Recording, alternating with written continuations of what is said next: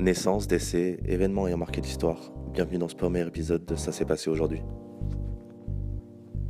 Le 22 novembre 1890 naissait Charles de Gaulle, premier président de la 5e République française, qui donna son nom à l'aéroport de Roissy. Voilà, c'est cet aéroport. Mais saviez-vous qu'exactement 73 ans plus tard, le 22 novembre 1963, John Fitzgerald Kennedy, le 35e président des États-Unis, alors encore en exercice, était assassiné. Lui aussi donna son nom à un aéroport à New York, celui-ci. Ah oui, et vous vous souvenez du Concorde, l'avion supersonique?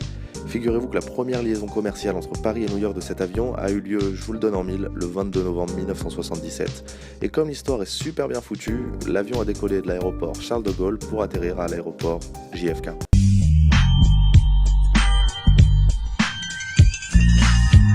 Le 22 novembre, ce sont aussi les Nations Unies qui se sont illustrées.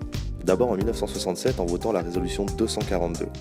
Cette résolution a pour but, entre autres, le retrait des forces armées israéliennes des territoires occupés lors du récent conflit, à savoir la guerre des 6 jours, mais aussi le respect, la reconnaissance de la souveraineté, de l'intégrité territoriale et de l'indépendance politique de chaque État de la région et de son droit à vivre en paix.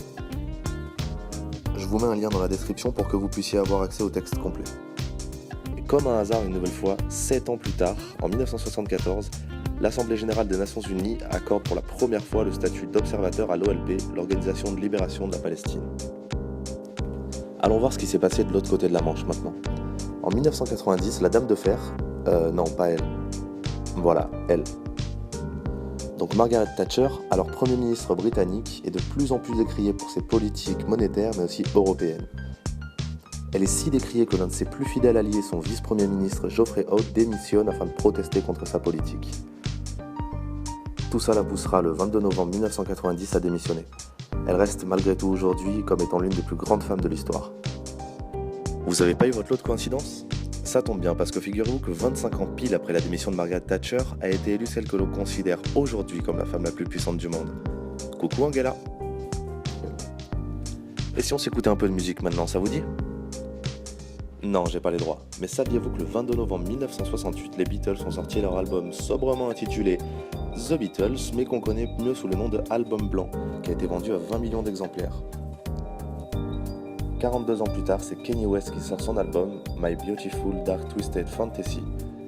De là à dire que Kanye West est un aussi grand artiste que ce que l'étaient les Beatles, est-ce que je vais le dire Non.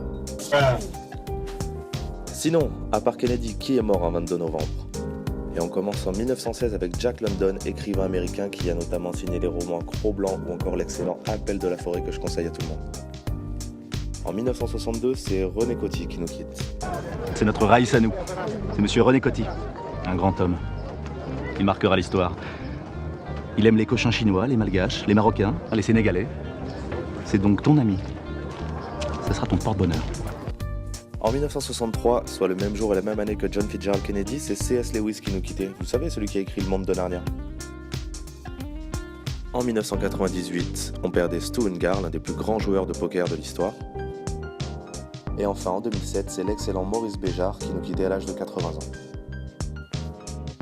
Mais si on parlait de choses un petit peu plus gaies, les naissances, les anniversaires par exemple. Alors on souhaite un joyeux anniversaire à André Gide, écrivain français et prix Nobel, même s'il est mort il y a 65 ans. Joyeux anniversaire à Boris Becker, Marc Ruffalo, Marwan Fellaini, Mathieu Bodmer, mais surtout, joyeux anniversaire Scarlett. Voilà, c'est tout pour ce premier épisode de Ça s'est passé aujourd'hui. Merci de l'avoir regardé, j'espère que ça vous a plu. N'hésitez pas à me dire ce que vous en pensez en commentaire. Je vous quitte en souhaitant une bonne fête à toutes les Céciles et à la prochaine.